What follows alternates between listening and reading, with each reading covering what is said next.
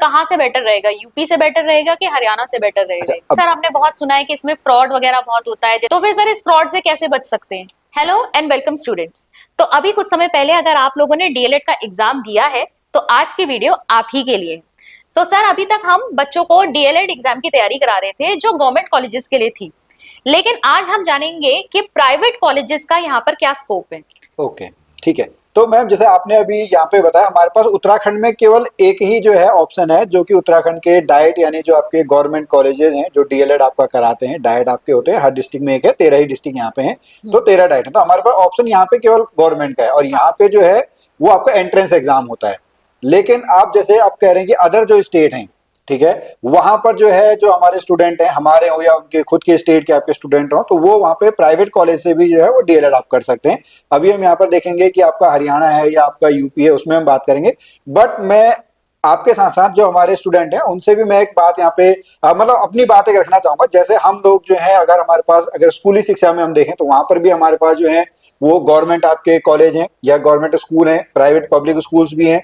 फिर अगर हम जाते हैं आपका इंजीनियरिंग में जाएंगे तो वहाँ पे हमारे पास आईआईटीज भी हैं, गवर्नमेंट कॉलेजेस भी हैं और प्राइवेट कॉलेज भी हैं। फिर अगर हम बात करते हैं हमारे पास, अगर हम नीट वगैरह में देखें तो वहाँ पर एम्स भी है, लेकिन प्राइवेट जो है वो कॉलेज भी है।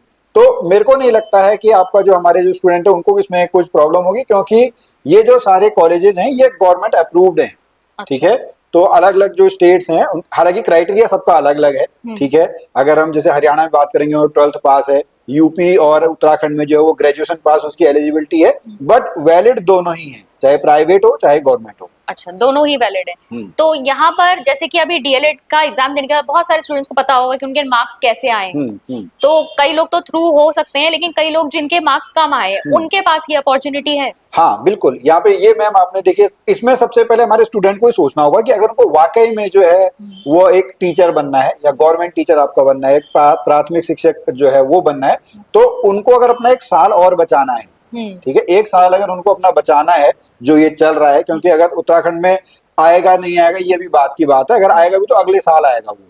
ठीक है, उनको एक साल इंतजार करना पड़ेगा। अगर किसी को अपना एक साल बचाना है तो वो हाँ बिल्कुल उनके पास ये सुविधा है कि वो प्राइवेट कॉलेज से जो है वो डीएलएड आपका कर सकता है। और यहाँ पे अगर हम बात करेंगे, जैसे इस समय अगर हम बात करते हैं, जैसे आप अपॉर्चुनिटी की बात कर रहे हैं और जिसके नंबर कम हैं, ठीक है, हमने कट ऑफ से रिलेटेड वीडियोस वगैरह भी बनाई हैं, तो वो आपको यहाँ पे पता होगा, आपको प्रीवियस जो आपके ईयर की कट ऑफ है वो भी इन लोगों को आपका पता होगी। तो वो लोग जो है इस समय, या तो हम उत्तर प्रदेश की बात करें, उत्तर प्रदेश में भी जो है वो डीएलएड की अभी जो फॉर्म्स हैं वो आपके भरे जा रहे हैं। फिर यहाँ पर हम हरियाणा की बात करेंगे तो हरियाणा में भी जो है थर्ड काउंसलिंग यहाँ पे जो है वो आपका स्टार्ट हुई है। थर्ड काउंसलिंग आपकी 9 तारीख तक होनी है। अगर हम यूपी में देखेंगे तो वहां पर शायद 15 दिसंबर तक जो है वो आपके फॉर्म्स भरे जाने, तो वो उनके पास ऑप्शन अभी तो है ही। अच्छा, तो सर कहाँ से बेटर रहेगा, यूपी से बेटर रहेगा कि हरियाणा से बेटर रहेगा? अच्छा, अब मैम ये कंपैरिजन थोड़ा सा आपका वो है कि हम क्या ही कंपेयर करेंगे, दोनों जगहों के कॉलेज अच्छे हैं। अब आपकी सुविधा कहाँ पे रहती है, मतलब जो स्टूडेंट है उनकी सुविधा कहाँ पे रहती है, वो उनको थोड़ा चेकआउट करना पड़ेगा, थोड़ा और उनको एनालिसिस करना पड़ेगा कि फीस कहाँ पे ज्यादा है, कहाँ पे अगर उनको पेपर देने जाना है कहाँ पे उनको आसान पड़ेगा। बहुत बार लोग उस तरीके के कॉलेज ढूंढते हैं कि जहाँ पे मेरे रिश्तेदार मिल जाए, तो हम थोड़ा जिस दिन हम पेपर देने जाएंगे या पढ़ने जाएंगे तो हमारे लिए आसान हो जाएगा। फिर जैसे अगर हम कहेंगे कि यूपी में भी, अगर पूर्वी यूपी में आपका ईस्ट यूपी में लगा बहुत दूर हो जाएगा, तो ये आपकी ये उनकी चॉइस है। ठीक है, और गवर्नमेंट अप्रूव दोनों ही है, चाहे हम यूपी के डीएलएड कॉलेज की बात करें और आपका हरियाणा के द्वारा बात करें, दोनों प्राइवेट डीएलएड जो है दोनों अप्रूव है। ठीक है सर, आपने जैसे बताया कि ये दोनों प्राइवेट कॉलेजेस भी जो हैं ये गवर्नमेंट अप्रूव्ड है, लेकिन जब उत्तराखंड में प्राइमरी की वैकेंसी निकलेगी तो क्या इनको मौका दिया जाएगा अगर ये बाहर से डीएलएड कर रहे हैं? हाँ बिल्कुल, ये मौका दिया जाता है। अगर हम जो यहाँ पे देखेंगे, इससे पहले लगभग जो 3000 की वैकेंसी आई थी, उसमें भी जो आपके अदर देन जो आप अदर स्टेट से आपका करके आए थे वो भी वहाँ पे एलिजिबल थे। बहुत सारे लोगों की नौकरी आपका लग गई है। इस समय जो आपका चल रही थी, जो नवंबर में लास्ट डेट थी, लगभग 1600 के करीब वैकेंसी आई थी, उसमें भी अदर स्टेट वालों ने वहाँ पे भरा हुआ है, तो वो एलिजिबल तो है, नौकरी तो लगी जाएगी। नौकरी लग जाएगी, लेकिन सर आपने बहुत सुना है कि इसमें फ्रॉड वगैरह बहुत होता है, जैसे अभी यूपी वालों को निकाला भी गया है कई स्टूडेंट को, तो इसमें क्या किया जा अच्छा सकता ठीक है मैम, जैसे आपने वो केस वो है ना, उसमें आपका क्या है, पहले मतलब आज एग्जैक्ट टाइम नहीं पता, लेकिन अगर हम 2-3 साल पहले की बात करेंगे तो यूपी में एक वहां पे ये नियम था कि यूपी से डीएलएड वही कर सकता है जो यूपी का स्थायी निवासी हो। अच्छा। और उत्तराखंड प्राइमरी टीचर बनने के लिए उत्तराखंड का स्थायी निवासी बनना जरूरी हो। तो बीच में जब आपकी 3000 की जब वैकेंसी आई थी, लगभग 2900 कुछ पोस्टों की वैकेंसी थी, तो उसमें कुछ लोग ऐसे आए थे जिन्होंने बिल्कुल ये फर्जीवाड़े वाला काम किया था।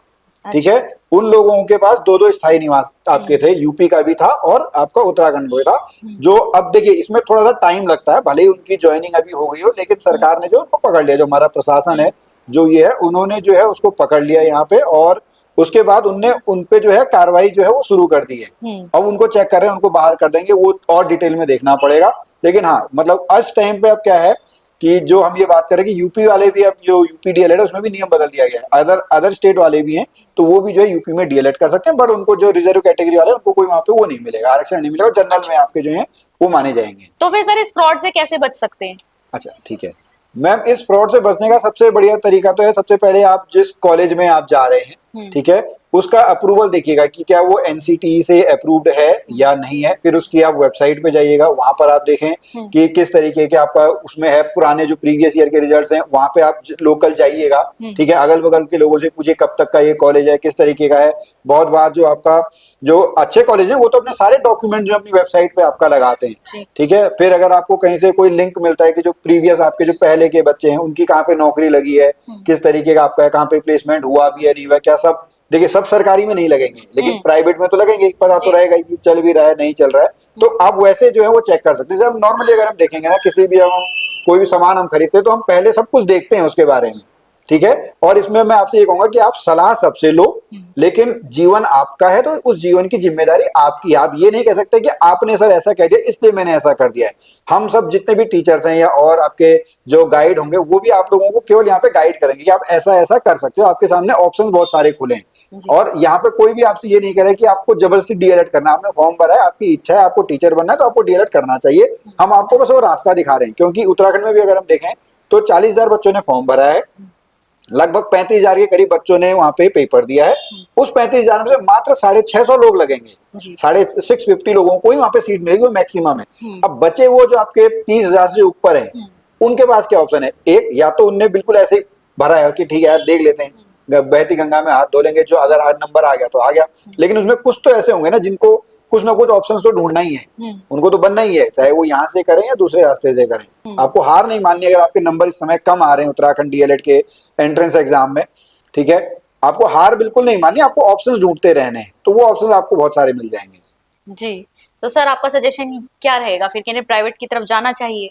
हाँ, मैं बिल्कुल, ये मेरा सजेशन तो यही है कि ना सबसे पहले आप अपनी क्षमताओं को आंको, ठीक है, और अपना जो पैशन है, क्या रियल में आप एक टीचर बनना चाहते हो, तब तो फिर आप देखो, क्योंकि जब हम उसका फल देख रहे हैं ना, जब हम उसका लास्ट रिजल्ट जहाँ पे देख रहे हैं वहां पे तो सब एलिजिबल हैं, सब बराबर हैं, चाहे आप उत्तराखंड से करके जाओ, चाहे आप यूपी से करके जाओ, चाहे आप जो है उसमें करके जाओ। जैसे अगर मैं इसी में जो हमारे स्टूडेंट है इनसे अगर मैं कहता हूँ कि जो उत्तराखंड डीएलएड का एंट्रेंस एग्जाम है, चाहे वो 12th जो है वो किसी पब्लिक स्कूल से पढ़ के आया हो या 12th किसी गवर्नमेंट स्कूल से पढ़ के आया हो, वो दोनों बराबर हैं, उन दोनों में कोई डिफरेंस नहीं है, ठीक है। तो वैसे ही आपका जिस समय नौकरी लग रही है, जब उत्तराखंड प्राइमरी शिक्षक भर्ती आएगी तो उसमें सब एलिजिबल हैं, सब बराबर हैं, वहां पे मेरिट बेस पे आपका होना है।